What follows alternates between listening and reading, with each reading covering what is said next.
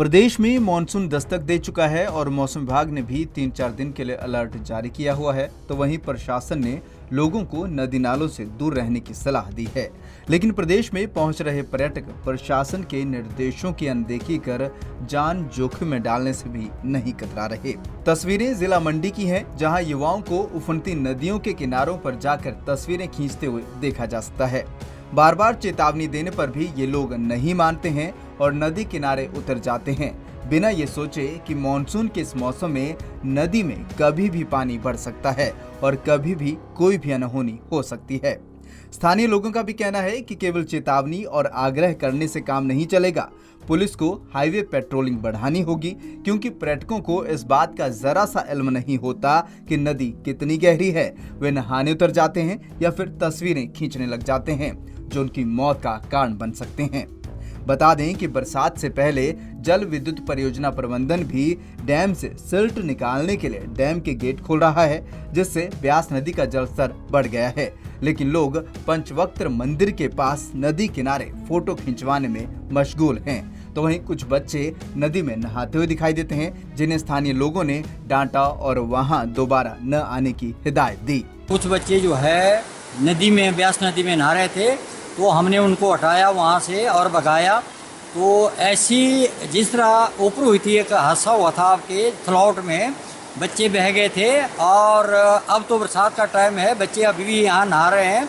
तो मैं प्रशासन से यही चाहूँगा कि यहाँ बोर्ड लगाया जाए, प्रताप मंदिर जो है आपका पंचभक्तर, यहाँ बोर्ड लगाया जाए कि यहाँ ना नहाया जाए। अगर कहीं नुकसान हो जाएगा तो उसका कौन जिम्मेदार होगा? उसका प्रशासन जिम्मेदार होगा या उनके माँ बाप जिम्मेदार होंगे? तो प्रशासन मैं यही मांग करूँगा कि यहाँ जल्दी से जल्दी बोर्ड लगाया जाए कि यहाँ दरिया में, ब्यास दरिया में ना नहाएं, ताकि कोई पहले जैसा थलौट में दुर्घटना हुई थी वैसी दुर्घटना ना हो। लोगों की सेल्फी की क्रेज जो है दिन प्रतिदिन बढ़ती जा रही है और नौजवान इस बात को भूल जाता है कि इस सेल्फी की क्रेज की वजह से हमारे आए दिन हादसे होते रहते हैं। हमें काफ़ी वर्ष पहले तलौट के ब्यास नदी में इतना बड़ा हादसा हुआ, जिसमें हैदराबाद के बच्चे चले गए थे और मेन कारण उसमें वो सेल्फी का क्रेज ही था।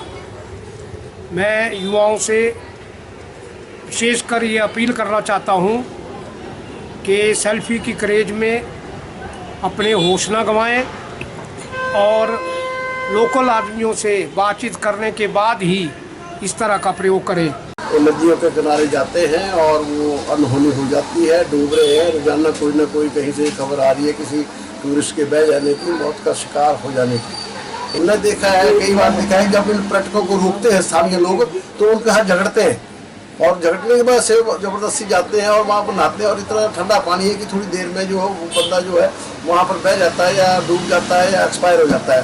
तो इसके लिए ऐसा है कि जो पुलिस का एक विंग है हाईवे पेट्रोलिंग, उसको थोड़ा सा सतर्क किया जा सकता है, क्योंकि ये लोग मान नहीं रहे। लगातार ये घटनाएं बढ़ रही है। सरकार ने चेतावनी बोर्ड लगाए हैं, बार बार इसके बारे में हिदायतें जारी हो रही है, इसके बारे में एडवाइजरी दी जा रही है, लेकिन टूरिस्ट जो नया आता है उसको ज़्यादा मालूम नहीं होता है, उसको पानी के बारे में पता नहीं होता है कितना गहरा है, कितना तेज है, कितना ठंडा है। ये जो बाहर से टूरिस्ट आते हैं, ब्यास नदी के किनारे जहाँ भी ऐसे रास्ते हैं जहाँ से लोग जो हैं वो नदी में उतरते हैं, उन जगहों पे सेल्फी पॉइंट या जो दर्शकों के, जो टूरिस्टों के लिए ऐसे चिन्हित पॉइंट हों, जहाँ पर आप बोर्ड भी लगा सकते हैं, संकेत चिन्ह लगा करके, और वहाँ पर एक गाइड, लोकल गाइड होना चाहिए, ताकि वो उनको बताए कि आप इस तरह से नदी में उतरें और उसका एंजॉय करें, अन्यथा ये दुर्घटनाएं बढ़ती जाएंगी। बारिश के इस मौसम में लारजी जल विद्युत परियोजना प्रबंधन द्वारा डैम में जमा सिल्ट को निकालने के लिए 30 जून व आज 1 जुलाई को डैम के सभी गेट खोले गए हैं, जिस कारण ब्यास नदी में जलस्तर बढ़ा है। जिला प्रशासन ने लोगों से अपील की थी कि स्थानीय लोग व पर्यटक ब्यास नदी के किनारे न जाएं। फिर भी लोग ब्यास नदी के किनारे जाकर फोटो खिंचवा रहे हैं, नदी में नहा रहे हैं। ऐसे में सवाल उठता है कि अगर कोई अप्रिय घटना हो जाती है तो जिम्मेवार कौन होगा? जरूरत है कि पर्यटक और स्थानीय लोग इस ओर ध्यान दें और इस तरह की हरकतें न करें। पंजाब केसरी टीवी के लिए मंडी से सीमा शर्मा की रिपोर्ट।